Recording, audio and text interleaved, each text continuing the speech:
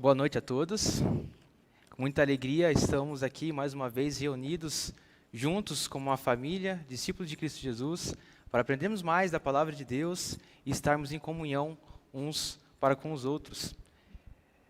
Meus queridos, como é de costume, no último domingo do mês, o pastor Antônio vai levar a palavra de Deus lá na segunda igreja, no Parque das Nações, e também celebrar a ceia com aqueles irmãos preciosos que estão lá no bairro do Parque das Nações. E por isso, sempre tem essa vaga, essa oportunidade, para que eu e meu irmão possamos trazer a mensagem, a palavra de Deus para a nossa comunidade aqui no centro. Então, este mês nós estamos falando uma série de mensagens sobre a superação, lidando com as dificuldades da vida. E eu tive a oportunidade de encerrar a mensagem, encerrar essa série de mensagens que nós escolhemos o personagem José do Egito para falar de como que nós lidamos com as dificuldades da vida. E embora José tenha passado por muitas dificuldades, quando olhamos para a sua vida por completo, nós podemos ver claramente a soberania e a bênção de Deus em sua vida. Então, ao longo desse mês, a questão não é o que José fez ao longo das dificuldades que ele estava passando, mas sim o Deus que estava com ele, o Deus presente em todas as situações. Muito bem, antes de eu começar a falar de um momento crucial, do clímax, do reencontro de José com a sua família, eu gostaria de fazer uma rápida retrospectiva daquilo que foi falado nos últimos sermões, para que nós entendamos como foi aquele momento de reencontro entre José e os seus irmãos. Eu deixei aí no slide, se não me engano é o terceiro slide que eu passei ali, né? Mostrando a imagem de uma família complicada. Olhem a imagem. Nós temos Jacó, que depois teve o nome de Israel. Ele teve duas esposas. Primeiro ele queria se casar com Raquel, mas o seu sogro o enganou e entregou a sua filha Lia primeiro, e depois ele casou com as duas filhas do seu sogro. E mais tarde ele foi tendo filhas também com as servas de suas esposas. E por isso nós temos o Jacó teve 12 filhos. Seguindo na ordem, primeiro ele teve filho com a Lia, que foi o Rúben, depois Simeão, Levi e Judá. Depois ele foi ter filho com a Bila, que foi o Dan e Naftali. Mais tarde ele teve filho com a Zilpa, que foi Gade e Asser. Ele voltou a ter mais filhos com a Lia, foi Isacar, Zebulon e Diná. E por último, ele teve filho com a esposa que ele mais amava, a Raquel, e ele teve José e Benjamim. Então, este é o contexto do personagem que nós escolhemos para falar nesse mês. José, que foi o filho primeiro da mãe preferida de Jacó. José era o primeiro filho de sua mãe, mas não o primeiro filho de seu pai. Antes dele, tinha outros irmãos. E a primeira coisa que nós percebemos é que, ao mesmo tempo que José era amado por seu pai, ele também era odiado por todos os seus irmãos mais velhos. E além de seu pai, o pai de José, ter lhe dado uma túnica, que era uma túnica que demonstrava realeza, por ele ser o filho da sua esposa amada, os seus irmãos cultivaram ainda mais ódio para com ele. E em certo momento, Jacó pediu para que o seu filho José fosse ir buscar os seus irmãos, porque eles estavam numa outra cidade e eles estavam prestes a entrar numa batalha. E quando os seus irmãos viram José com a túnica de realeza, esse foi o estopim para que eles desejassem matar o seu irmão caçula e também fazer mal para com ele. E neste momento, como nós vimos nas mensagens anteriores, no final ele não foi morto, mas foi vendido como escravo para a terra do Egito. E aí começa, meus queridos, uma questão das injustiças na vida de José. Nós vamos ver agora um pouquinho de todas as injustiças que ele passou ao longo da vida. Se o começo da vida de José foi um pouco animador, por todo esse contexto familiar, de que os irmãos não gostavam dele, o que veio depois foi ainda pior. Embora ele não tenha sido morto por seus irmãos, ele teve uma vida como escravo muito difícil. Sua honra e destaque como filho preferido já não valiam de mais nada. Ele não possuía mais honra, mas pela graça de Deus, tudo que ele fazia prosperava, e o que levou a ser servo de Potifar. Potifar, ele era um capitão da guarda real do faraó, e o faraó era o rei do maior império que tinha naquela época. Mas, mesmo assim, o pecado, quando ele estava como servo de Potifar naquela ocasião, como ele foi vendido escravo para aquele senhor, aquele capitão da guarda, o pecado constantemente estava incomodando ele. A mulher de Potifar começou a assediá-lo todos os dias. E embora o nosso personagem, o José, tenha permanecido fiel ao Senhor e não caiu em tentação, a mulher de Potifar, irada por não conseguir satisfazer os seus desejos, conseguiu incriminá-lo com falsas provas, e o que levou para a prisão lá no Egito. E, meus queridos, muitas vezes nos sentimos injustiçados da mesma forma. Buscamos fazer as coisas corretas, seguimos a Deus e somos fiéis a Ele. Porém, as dificuldades e injustiças continuam a estar presentes em nossas vidas. Essas dificuldades, muitas vezes, abalam a nossa fé e nos sentimos perdidos e desamparados. Então, imagine como que está o coração de José neste momento. Seus irmãos o odiavam, ele foi vendido como escravo, ele foi fiel ao seu Senhor. Primeiro, ele foi fiel a Deus e também foi fiel ao seu patrão, o Potifar. E mesmo assim, injustamente, ele estava sofrendo e passando por várias dificuldades por causa de outras pessoas. Mas ao continuarmos acompanhando a história de José, percebemos que a graça de Deus e as suas bênçãos nunca abandonaram a vida de José, mesmo diante de tantas dificuldades que ele estava passando. E na prisão, José foi tratado bem e considerado um homem digno de confiança. E num certo momento, como nós vimos na mensagem passada, teve a oportunidade onde que o padeiro e o copeiro do faraó estavam presos na mesma cela de José. E ambos tiveram um sonho, e José conseguiu interpretar cada um deles. O padeiro foi morto, e o copeiro foi restabelecido ao seu cargo diante do faraó. Porém, o copeiro havia se esquecido da promessa que havia feito de se lembrar de José e tirá-lo da prisão. Naquele momento, a única coisa que José tinha pedido para o copeiro, quando ele conseguiu interpretar o sonho de que ele seria restabelecido, é de que ele lembrasse de José. Ele falou assim, quando você estiver com o faraó, lembre-se de mim, fale que eu estou aqui preso injustamente. E mesmo assim, o copeiro se esqueceu completamente de José e voltou a servir o faraó e ficou vários anos sem lembrar de José naquela ocasião. Mais uma vez, pense como deveria estar o coração de José naquela altura. Servindo a Deus, sendo servo fiel, íntegro, mas mesmo assim, todas as dificuldades pareciam que não tinham fim.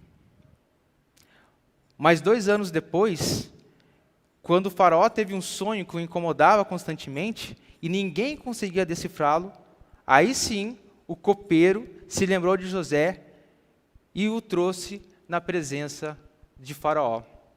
E aí, meus queridos, este é o ponto de virada na vida de José, que está no próximo slide.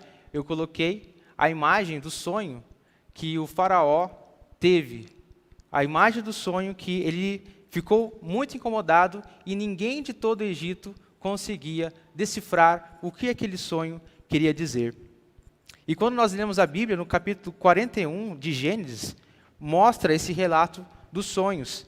Ele teve 2 sonhos. O primeiro era de que 7 vacas gordas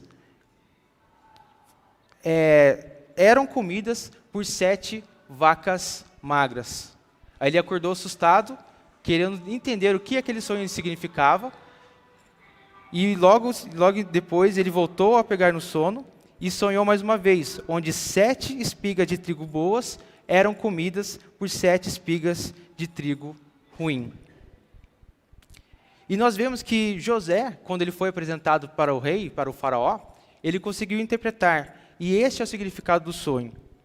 O sonho dizia respeito a 7 anos de fartura que seriam seguidos por 7 anos de escassez. E José não apenas interpretou esses sonhos para Faraó, mas ele deu um sábio conselho.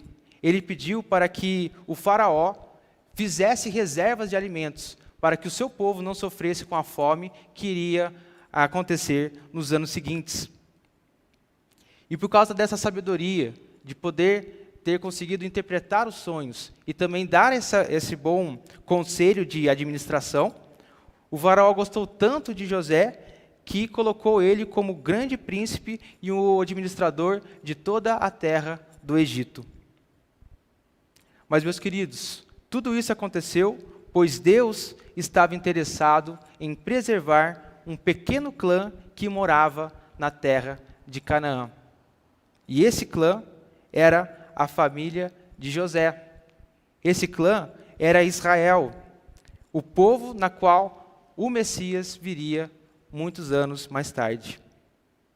Deus conduziu cada evento na vida de José para que ele chegasse nesta posição de destaque. José não tinha qualquer evidência de que tudo aquilo que ele estava passando era para o seu bem futuro.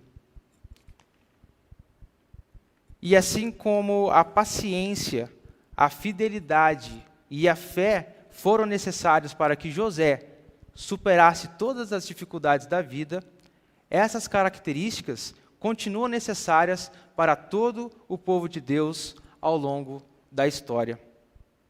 E o que mais se destaca na vida de José é o cumprimento do supremo propósito de Deus.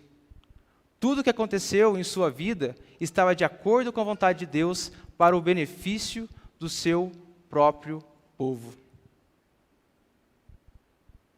Agora nós vamos ler o texto deste reencontro de José com seus irmãos. Vamos ver qual que foi a reação dele depois de tudo isso que ele passou. De ser odiado por seus irmãos, de ser vendido como escravo, de um amigo que ele ajudou não lembrar dele quando ele mais precisava. E quando ele esteve numa posição de destaque, vamos ver qual foi a reação de José quando ele teve a virada de sua vida. Por isso, convido a todos a abrirem as suas Bíblias em Gênesis, capítulo 45, versos de 1 a 8. Gênesis capítulo 45, versos de 1 a 8. Eu deixei a palavra de Deus também em tela, que acompanha a minha versão, que é a nova versão transformadora, mas se você estiver com a sua Bíblia aberta aí, acompanhe o que a palavra de Deus tem a dizer. Gênesis capítulo 45, versos de 1 a 8.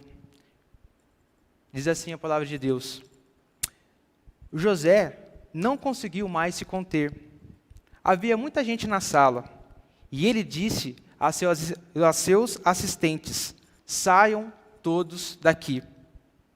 Assim ficou a sós com seus irmãos, e lhes revelou a sua identidade. José se emocionou e começou a chorar. Chorou tão alto que os egípcios o ouviram, e logo a notícia chegou ao palácio do faraó. Sou eu, José, disse a seus irmãos. Meu pai ainda está vivo? Mas seus irmãos ficaram espantados ao se dar conta de que o homem diante deles era José, e perderam a fala. Cheguem mais perto, disse José. Quando eles se aproximaram, José continuou: Eu sou José, o seu irmão, o irmão que vocês venderam como escravo no Egito. Agora, não fiquem aflitos ou furiosos uns com os outros por terem me vendido para cá. Foi Deus quem me enviou diante de vocês para lhes preservar a vida. A fome que assola a terra há 2 anos continuará por mais 5 anos, e não haverá plantio nem colheita. Deus me enviou adiante para salvar a vida de vocês e de suas famílias, e para salvar muitas vidas.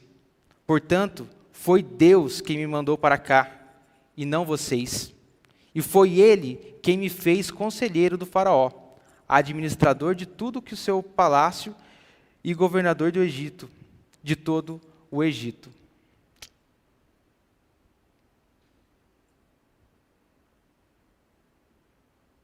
Olha só que interessante, meus queridos irmãos. Como foi a reação de José? Neste momento, ele poderia ter culpado várias pessoas. Poderia ter culpado os seus próprios irmãos.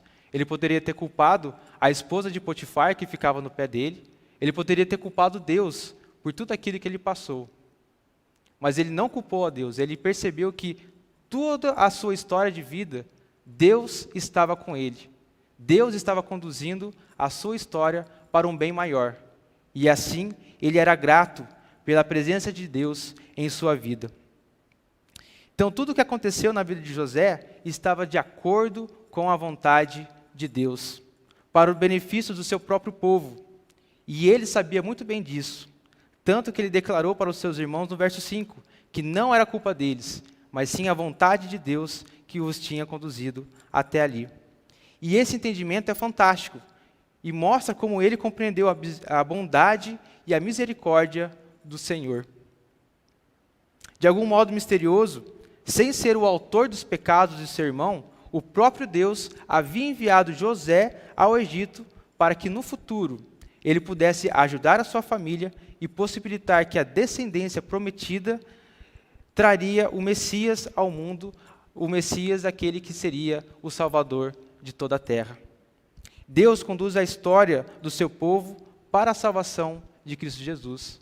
E aqui nós vemos como que Deus estava presente com José, como ele conduziu tudo para que futuramente daquela família se tornasse uma nação, se tornasse o povo de Israel, e daquele povo de Israel, Cristo Jesus, o nosso Senhor e Salvador, viesse na terra, morresse e ressuscitasse para nos salvar de nossos pecados. Esse é o Deus bondoso em que nós cremos. Ele é Senhor, Ele é soberano sobre todas as coisas. E entendendo isso, José não tinha nenhum ressentimento de seus irmãos, ou por qualquer dificuldade que ele passou durante a sua vida. Confiar na soberania de Deus nos livra de todo o ressentimento e injustiça sofrida em nossas vidas.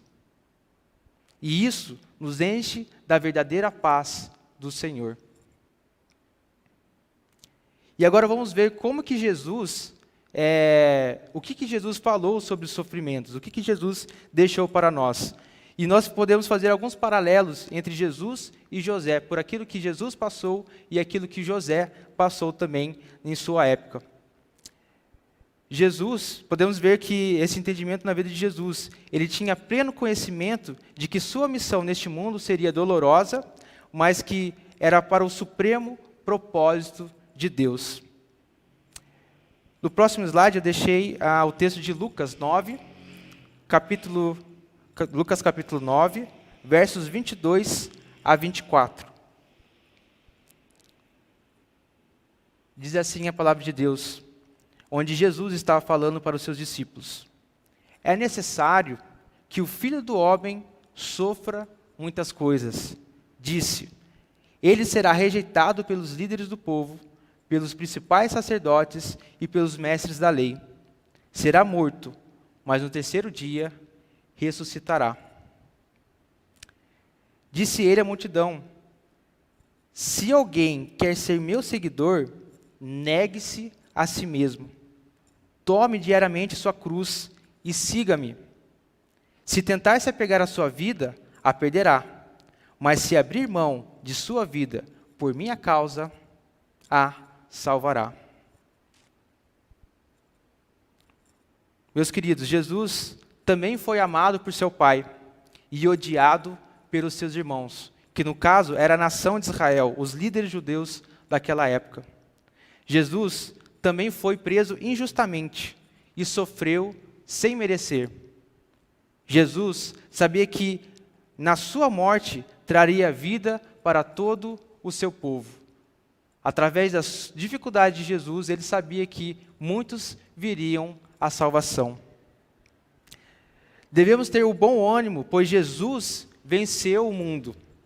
Quando nos apegamos à nossa vida, buscamos sair por cima de toda e qualquer situação. Nos preocupamos com a nossa reputação e desejamos que todos aqueles que nos prejudicaram possam sofrer pelo mal que nos causou.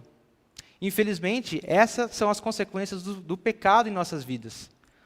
Quando alguém faz alguma coisa que nós não gostamos, nós desejamos que ela sofra.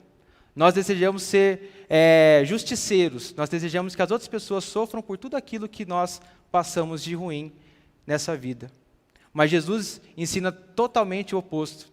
Ele fala que nós devemos negar a nós mesmos. Nós devemos deixar esses ressentimentos de lado e seguir a salvação em Cristo Jesus. Seguir aquilo que Deus tem nos ensinado através das Sagradas Escrituras. Por isso, para ganharmos a verdadeira vida, Jesus nos convida a esta autonegação. Ao negar a nós mesmos, estamos deixando de lado toda a mágoa e busca de vingança para trás, depositando a nossa fé e esperança somente em Jesus, o nosso amado Salvador. Por isso, devemos sempre confiar em Deus e em sua soberania em nossas vidas, sabendo que a sua graça nos sustenta a cada momento. E olha isso que interessante, meus queridos. Deus se preocupa muito mais com a nossa salvação do que o nosso bem-estar aqui na terra.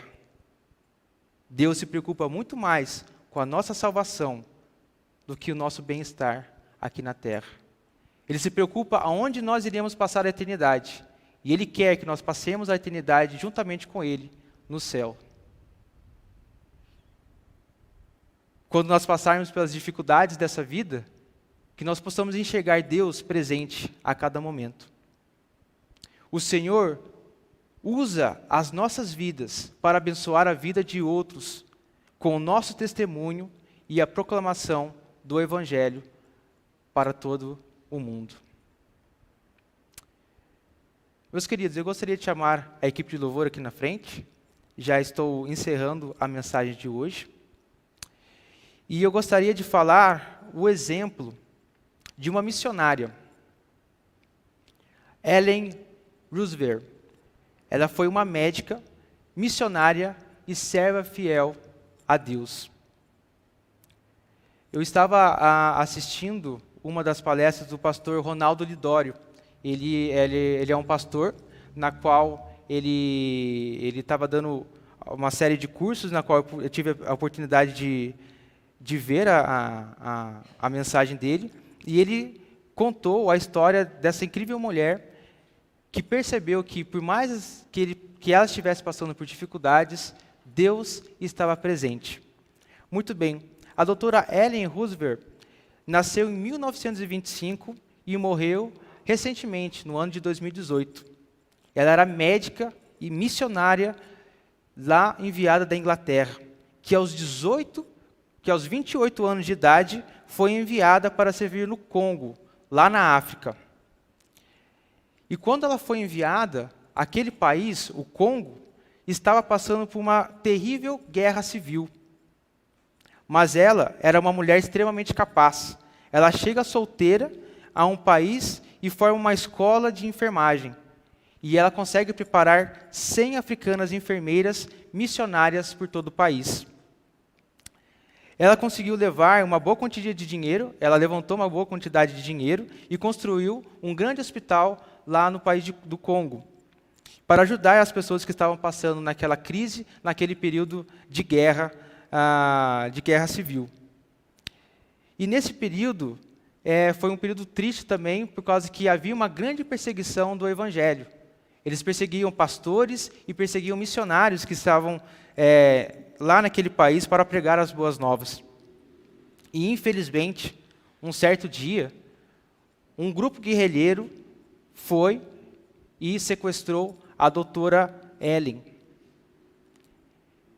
E em seu diário, ela contou um pouco como que foi esses momentos terríveis que ela passou na mão daqueles guerrilheiros. Por isso eu vou ler alguns trechos do diário que ela deixou. Ela descreve o seguinte, sobre o momento que ela estava como prisioneira. Eles me puxavam pelos pés, batiam em minha cabeça, chutavam-me na boca, quebraram todos os meus dentes, me humilharam, me insultaram e me agrediam dia a dia. Em seu diário, alguns dias depois, ela escreve novamente: certamente, certa noite, o horror ultrapassou todos os limites. E eu fui violentamente abusada sexualmente. E neste momento, eu senti que Deus havia me abandonado. Mas ela continua escrevendo: logo depois, eu senti uma impressionante presença de Deus, que me dizia: Ellen, estes não são os seus sofrimentos, são os meus. E o Senhor me encontrou com os seus braços abertos e indizível amor.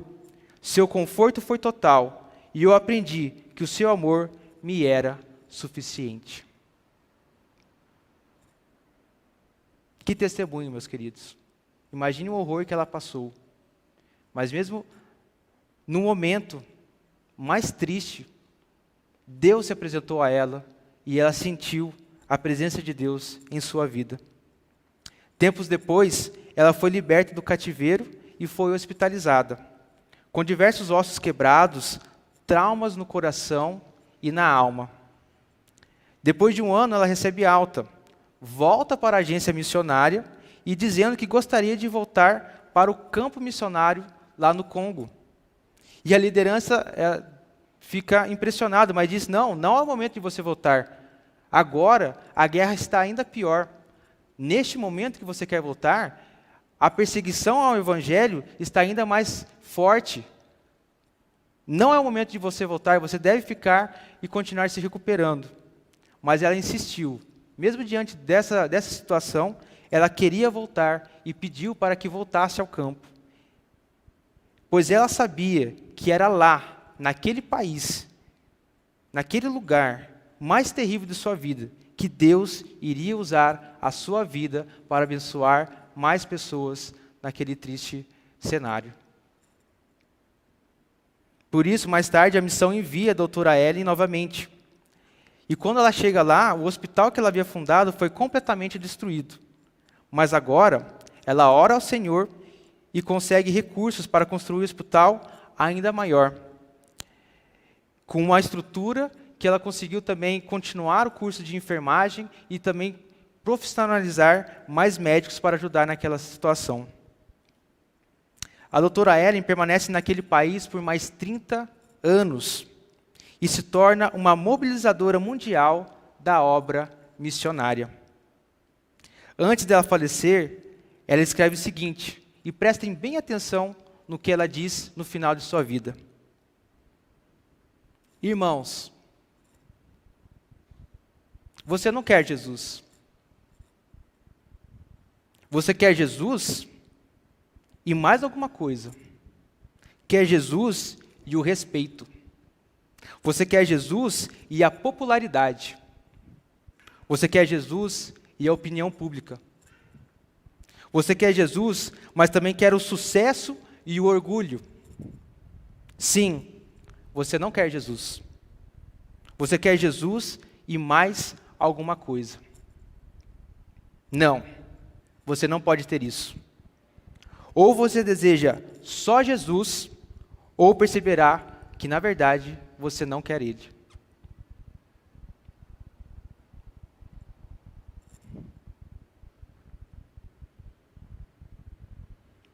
Meus queridos, a verdadeira superação está na confiança em Deus e na entrega de nossas vidas a Jesus Cristo. Esta é a melhor forma de lidarmos com as dificuldades da vida. Não olhem para as pessoas, mas olhem para o Deus que nos entrega a salvação. Que Deus nos abençoe. Gostaria de pedir que todos ficassem de pé. Eu farei uma oração para que Deus nos abençoe neste momento. Superação, lidando com as dificuldades da vida. Somente em Jesus nós poderemos passar por todas elas. Oremos. Santo e eterno Deus, ó Pai, muito obrigado mais uma vez, ó Pai, por estarmos aqui, por termos essa oportunidade de lermos a Sua palavra e sermos confrontados por ela, ó Deus. Ó Deus, o Senhor sabe dos nossos corações, o Senhor sabe das nossas lutas e das nossas dificuldades. E o Senhor sabe, ó Pai, que muitas vezes o nosso coração, ó Pai, deseja tantas outras coisas, ó Pai. O Senhor sabe, ó Pai, como nós somos pecadores. E por isso, ó Pai, pedimos que o Senhor, ó Pai, restaure a nossa vida, restaure os nossos corações. Ó Deus, que o Senhor, ó Deus, tire toda a mágoa, ó Pai, dos nossos corações, todos os nossos ressentimentos, ó Pai, que nós temos para com as outras pessoas. Que possamos enxergar, ó Pai, que tudo aquilo que aconteceu nas nossas vidas, em Cristo Jesus, ó Pai, elas são transformadas. Ó Deus, que a Sua graça, que a Sua glória, ó Pai, esteja repousando sobre a vida de cada um. Que nós possamos sempre enxergar, ó Pai, a verdadeira paz em Cristo Jesus. Ó Deus, que este mês, ó Pai, que nós vimos a vida de José, ó Deus, nós também tenhamos, ó Pai, um coração confiantes no Senhor. Sabendo que José também foi pecador e muitas vezes ele poderia ter errado, ó Pai, mas o Senhor estava com ele. E assim também pedimos, ó Pai, que o Senhor esteja conosco em cada momento. Nós podemos não entender, ó Pai, o plano geral da história, nós não podemos entender as coisas que estão acontecendo na nossa vida, mas sabemos que o Senhor é Deus, ó Pai. Sabemos que o Senhor é soberano e que todas as coisas cooperam para o nosso bem. Ó Deus, esteja conosco, nos faça cada vez mais semelhantes à imagem do Seu Filho.